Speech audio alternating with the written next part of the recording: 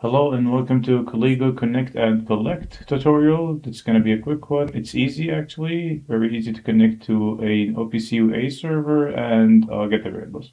So we're just going to go ahead here. I already have other servers that have been added before. I'm just going to go and add a connection. Just paste my host IP and my port number. Oops. So click on next. Here, just for the sake of the tutorial, I'm gonna skip the security part. So here, when I click connect, I've added my OPC UA connection.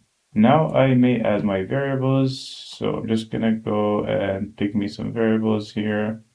For example, my air conditioner here, I have a list of the variables. As you can see, it's really easy. It's click, select, and just add to list, and here you go. You've connected and successfully collected your data.